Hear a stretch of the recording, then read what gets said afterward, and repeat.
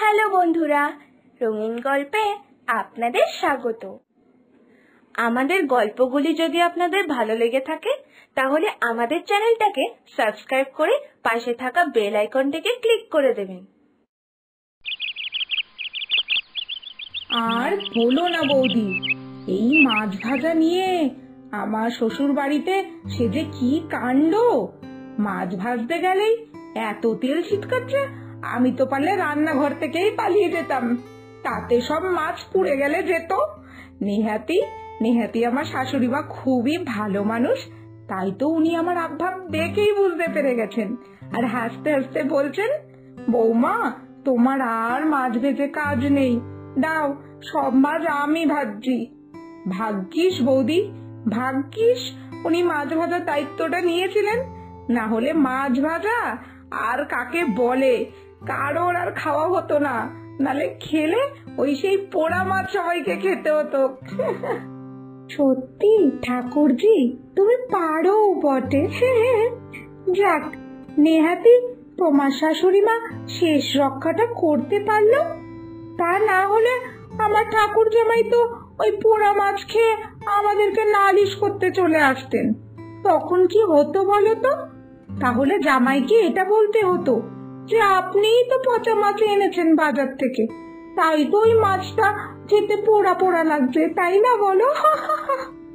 কি দুজন মিলে তখন থেকে খিখি করে যাচ্ছ, মনে খুব আনন্দ জাগলো নাকি? আর মনা, তুই রান্নাঘরে কি করছিস? হ্যাঁ, এতদিন পর এই বাড়িতে এসেছিস, তাও আবার রান্নাঘরে ঢুকে বসে রয়েছিস।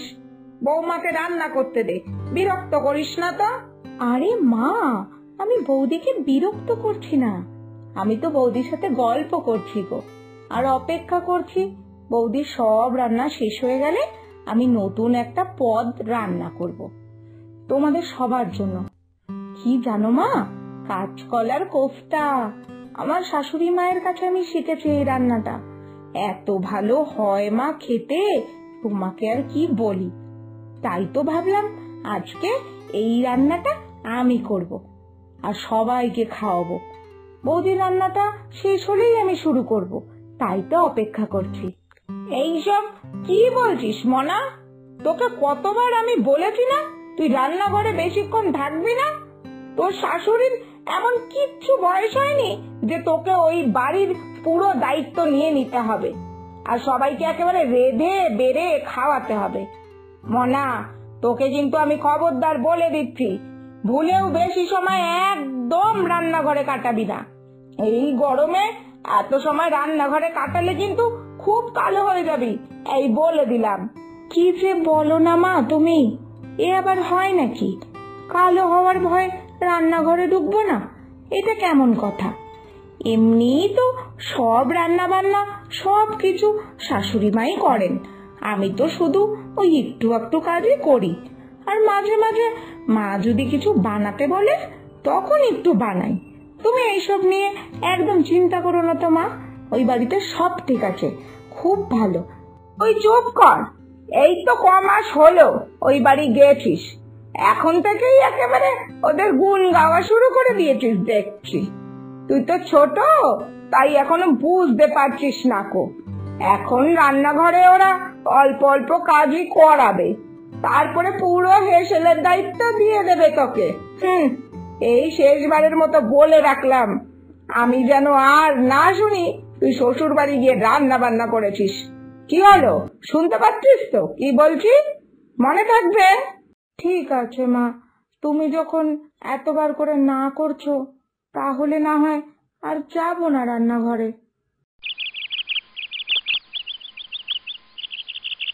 শোনো না বৌদি, তুমি একা একা এত বাসন মাজতে পারবে না, চলো আমিও তোমার সাথে কলপারে যাই, আমি বাসনগুলো মাজবো আর তুমি সব ধোবে, তাহলে দেখবে কত তাড়াতাড়ি আমাদের কাজ হয়ে যাবে, তারপরে আমরা জমি আড্ডা দিতে পারবো। কি বলো? চলো চলো, আমিও যাচ্ছি। এইসব আবার তুই কি ভুলভাল বকা শুরু করলি? তুই বৌমার সাথে বাসন মাজতে যাবি, মানেটা কি? কোনোদিনও তোকে দিয়ে আমি বাসন মাজিয়েছি যে আজকে হঠাৎ করে বাসন ধুতে যাবি বলছিস? তুই চুপ কর তো, আর আমার ঘরে আয়, আমরা একটু গল্প করি। বৌমা ততক্ষণে বাসনগুলো মেজে ফেলবে। তোর এইসব অভ্যাস নেই, আর তুই যাচ্ছিস কিনা বাসন মাজতে। তোকে এসব নিয়ে এত চিন্তা করতে হবে না, বুঝেছিস? বৌমা তো আছে নাকি? আরে মা, কে বললো তোমাকে যে আমার বাসন মাজার অভ্যাস নেই? আমি তো মাঝে মাঝেই শাশুড়ি মায়ের সাথে বাসন মাজি। আর তুমি জানো মা, আমি খুব তাড়াতাড়ি করে বাসন মাজা শিখে গেছি। তাই তো বলছি, এখন যদি বৌদিকে আমি বাসন মাজতে সাহায্য করি, তাহলে বৌদির এক্ষুনি ঝটপট সব কাজ শেষ হয়ে যাবে।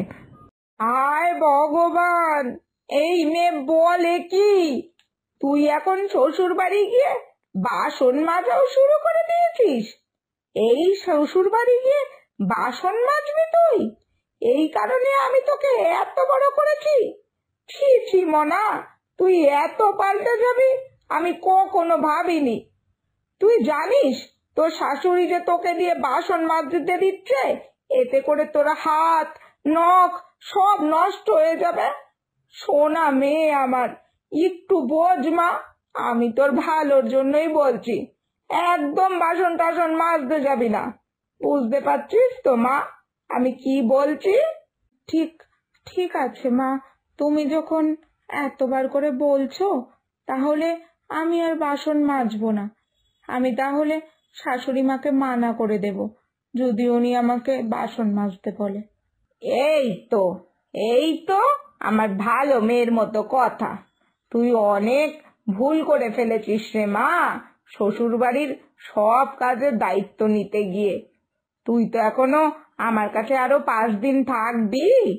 আমি ততদিনে তোকে সব শিখিয়ে দেব, শ্বশুর বাড়ি গিয়ে কি করতে হবে আর কি করতে হবে না। ঠিক আছে, এখন আয়, আমার ঘরে আয় তো।